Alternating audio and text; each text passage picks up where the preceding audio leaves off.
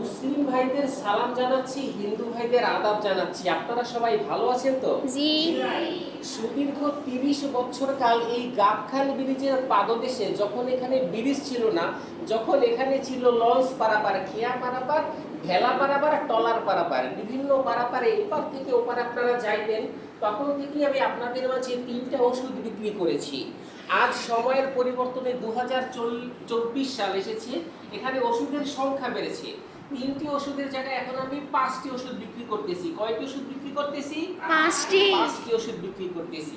সংক্ষেপে আপনাদের মাঝে আমাদের এই নতুন যে 2টি প্রোডাক্ট এবং পুরনো 3টি প্রোডাক্ট, এই 5টি প্রোডাক্টের বিবরণ আপনাদেরকে সংক্ষিপ্ত আকারে দিচ্ছি। প্রথম যে ওষুধটি বিক্রি করি সেই ওষুধটি নবরত্ন স্বর্ণ বটিকা। কি বটিকা মেহেদী সাহেব?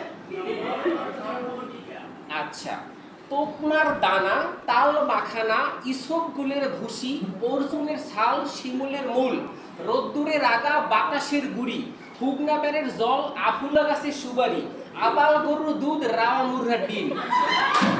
এই 9টা উপাদান দিয়ে তৈরি করা হয়েছে নবরত্ন স্বর্ণ বটিকা। বিভিন্ন সমস্যায় ভুগে থাকেন এখানে আমাদের তালুকদার আরিফ হাসান, আমার প্রিয় বন্ধু, প্রিয় ছোট ভাই তালুকদার আরিফ হাসান একদিন আমাকে দেখা করে বললেন, ভাই আমার 5টা সমস্যা আছে, আমাকে একটা সমাধান দেন। কি সমস্যা?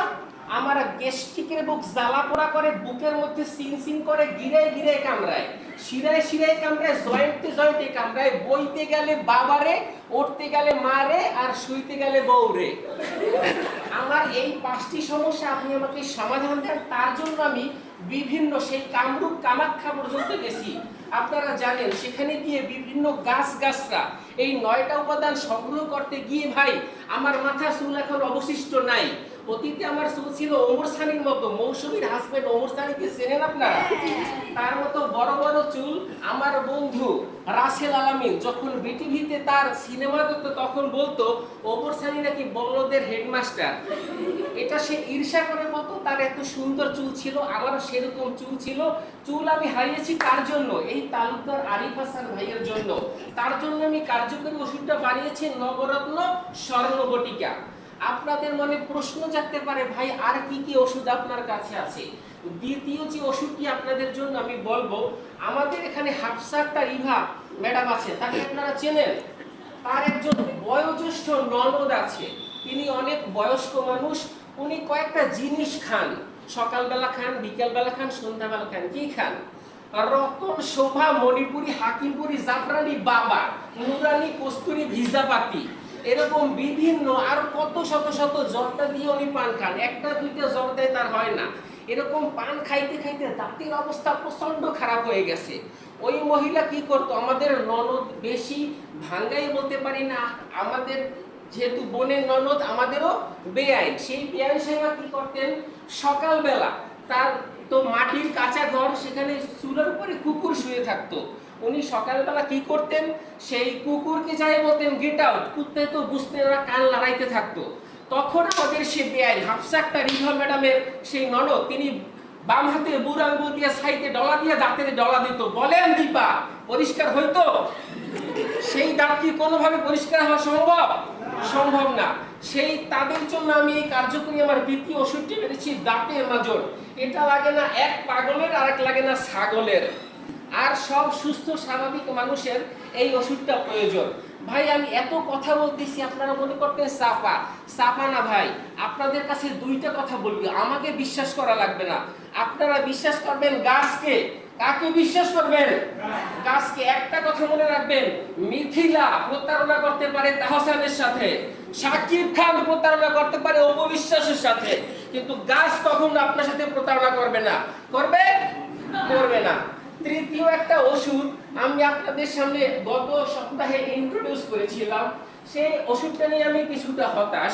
ওষুধটা সম্পর্কে খুব বেশি বিস্তারিত বলা যাবে না, যেহেতু আমাদের মা বোনেরা এখানে উপস্থিত আছেন। তারপরও আমি সংক্ষেপে যে বিবরণটুকু দিয়েছিলাম এবং যে ওষুধটা আমি দিয়েছিলাম তাতে একটু সাইড এফেক্ট হয়েছে। আপনারা জানেন আমার বিআই সিরাজকে চেনেন আপনারা? তাকে আমি ওষুধটা দিয়েছিলাম এবং আপনারা লক্ষ্য করবেন গত 10-15 দিন যাবত তিনি কিন্তু ক্লাসে খালি ঘুমান। এখন ওনার যে সমস্যাটা হয়েছে, ওনার যে সমস্যাটা সেই একই সমস্যা রয়েছে আমার বন্ধু ভূপাল, এবং এখানে আছেন আমার যে শ্রদ্ধেয় বড় দাদা মিলনকান্তি বড়াল। তারা যে সমস্যাটা করেছেন তারা কি, সিরাজের যে সমস্যা সেই সমস্যা আমার মিলন দাদার ছিল না, কিন্তু মিলন দাদা কি করেছেন, ওনার সবকিছু স্বাভাবিক ছিল কিন্তু মনে করেছেন যে আমার জিনিসটা আরো বেশি বিস্তৃত কেন হচ্ছে না। উনি তখন আমার কাছ থেকে একটা ফাইল নিলেন এবং ফাইল নিয়ে উনি কি করলেন, একেবারে 3-4টা ফাইল খেয়ে ফেলেছেন, যাতে হিতে বিপরীত হয়েছে।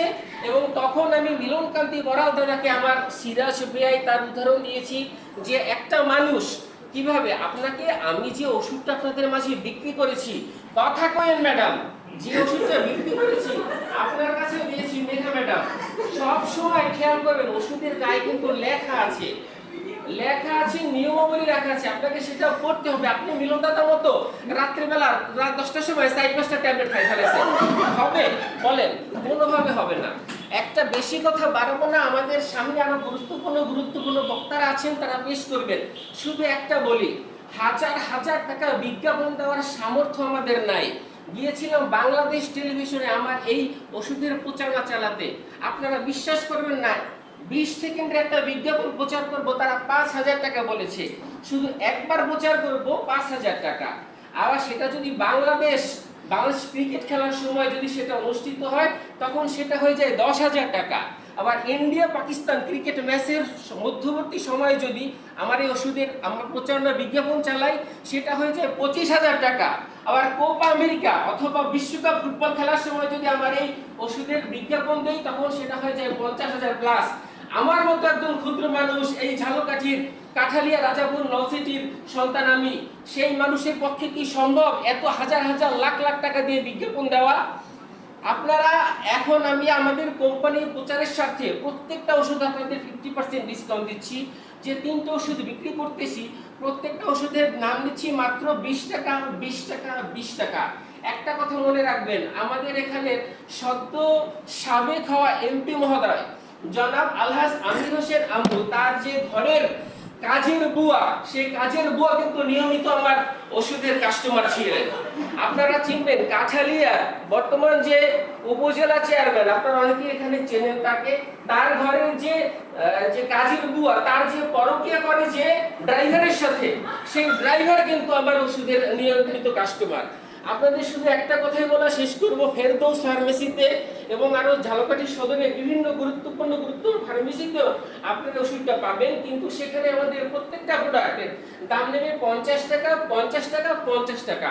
আমি আমার কোম্পানির প্রচারের সাথে আপনাদেরকে অর্ধেকেরও বেশিটা ডিসকাউন্ট দিয়ে দাম নিচ্ছি মাত্র 20 টাকা 20 টাকা 20 টাকা। যে নেবেন ওইদিকে আমাদের মিতু হালদার আমাদেরকে ডাক দিয়েছেন, আমরা সেখানে ওষুধ আপনাদের কাছে নিয়ে যাচ্ছি। তো এই বলে আমাদের শেষ করব। আপনারা শুধু একটা কথাই মনে রাখবেন, আপনারা বিশ্বাস করবেন কাকে? গাছকে। এবং কখনো আপনারা সিরাজের মতো অতি উৎসাহী হয়ে একটা কাজ করবেন না। শেষ একটা ইন্টারেস্টিং ঘটনা বলে শেষ করছি। আপনারা কিছুদিন আগে বর্তমান সময়ে একটা ভাইরাল হচ্ছে একটা ভিডিও দেখতে পাচ্ছেন যে ডাকাত ধরেছে এবং সবাই মিলে তাকে না মেরে কি বলতেছে যে তুমি নাচ করো, ওকে দুষ্ট কুকুর। এই যে Abul Bashar got the point. এবং এই সেম ঘটনাই ঘটেছে আবুল বাশারের ক্ষেত্রে। এই ভদ্রলোক আমার কাছে 3 নম্বর ওষুধটা নিয়েছিলেন, 3 নম্বর ওষুধটা নিয়েছিলেন। পরে তিনিও অতি উৎসাহী হয়ে সিরাজের মতো মিলনকান্তি বড়ালের মতো একসাথে কয়েক ফাইল খেয়ে ফেলেছেন। ওই এত শিক্ষিত মানুষ কিভাবে এত ভুল করে আমি জানি না, নিয়মাবলী করেন নাই। এবং আমি আপনাদের যাত্রাপথে যে বর্ণনা দিয়েছি সেটা না বলে কয়েক ফাইল খেয়ে ফেলেছেন। পরে আমার বন্ধু আবুল বাশার তার ওয়াইফ আমার কাছে একটা ভিডিও পাঠিয়েছেন হোয়াটসঅ্যাপে। ভিডিওটা ছিল এইরকম যে আবুল বাশারকে ওরকম ঘিরে ধরেছে আমার ভাবি এবং তার বোনেরা, 4-5 জনে ঘিরে ধরেছে এবং আবুল বাশারকে ওই যে বেলুনি খুন্তি এগুলো দিয়ে সবাই এরকম ধরে আছে, তাকে কি করতে হবে? নাচতে হবে। এবং সে সুন্দর করে নাচতে আছে। কোন গানে জানেন? আমি পারি না আর পারি না।